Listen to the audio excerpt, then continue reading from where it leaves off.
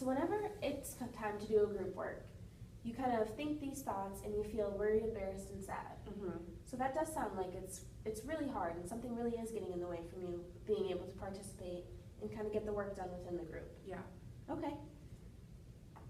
So let's acknowledge a couple more events and then we'll make a plan to really kind of tackle these negative thoughts that pop up. Okay. Okay.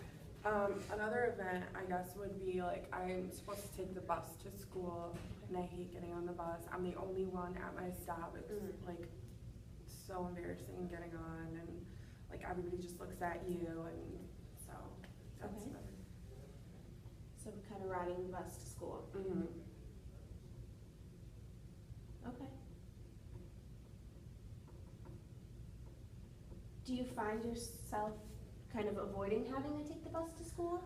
I never take the bus Okay. because I usually just either don't go to school or I just have to try to get my mom to bring me. Okay. So it's kind of the riding the bus is just too much. Yes. So you're kind of missing out on school because the big barrier for you is riding the bus. Yes. Okay. And a lot of your teachers have said that you are really bright.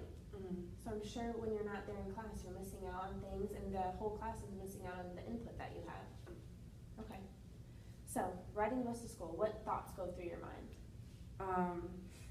I just have no one to sit with, or like the seats are full. Okay. So it's kind of like I'm just nervous of where I'm supposed to sit. Okay. Alright, so you just kind of are focusing on that you'll have no one to sit with, you get on to the stop by yourself, what if all the seats are full? Yeah. Kind of what happens then? Okay. And what are you feeling in those moments? Again, I kind of just feel embarrassed. I kind of feel like I'm an outcast.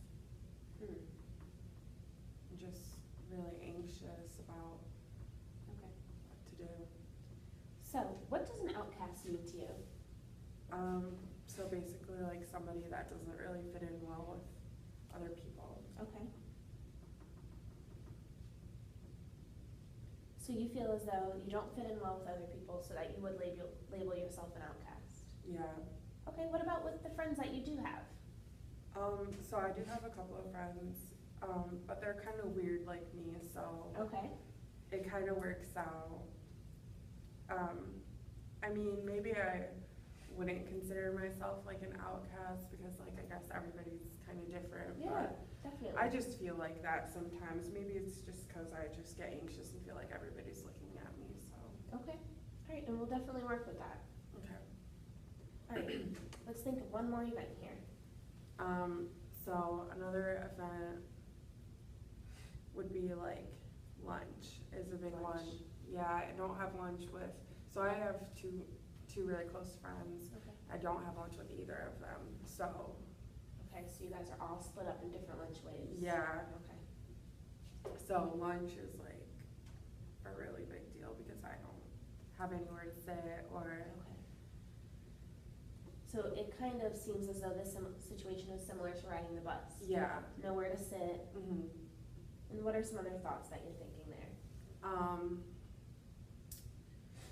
Basically just, again, like I have no friends, like. Okay. So you kind of feel really alone Yeah, in these situations. exactly. Okay. That's rough. Yeah. That's not easy.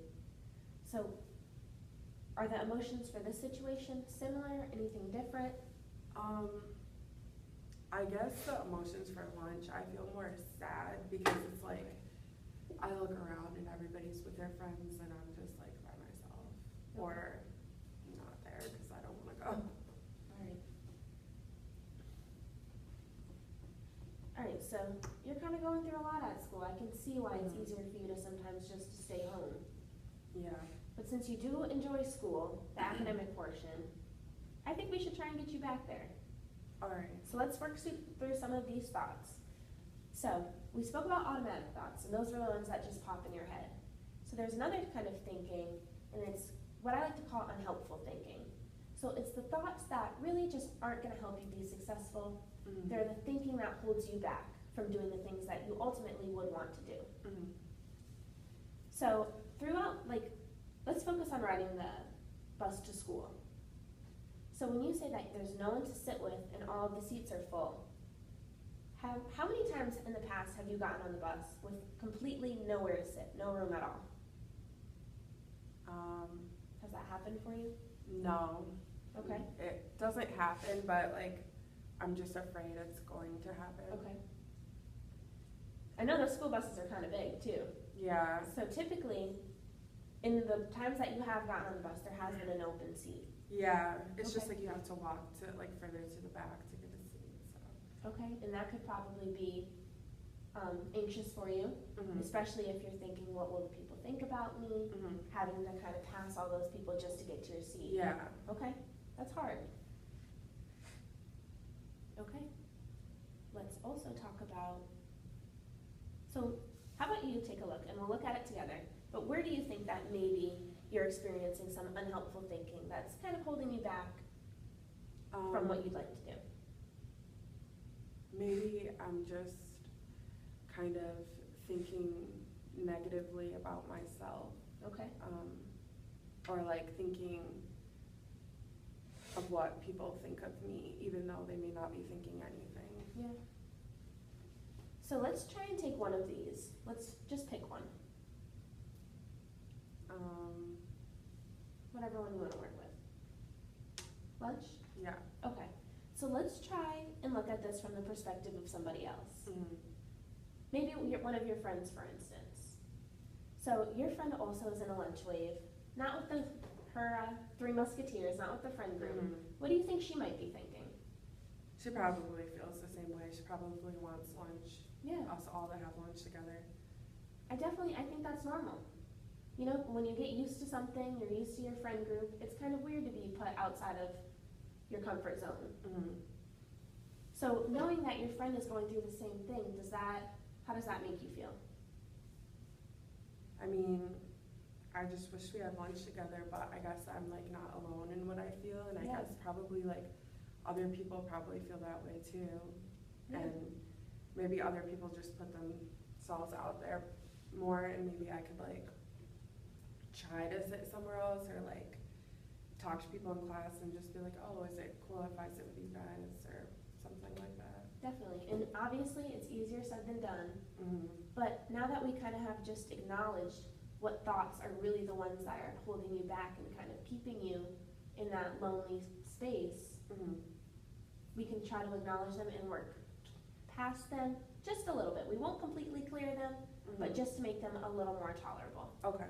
Okay, so today in the session, we went over kind of the automatic thoughts. Do you have any other things that you think about them? No. Okay, but you kind of understand that they're just the thoughts everybody has. They pop in.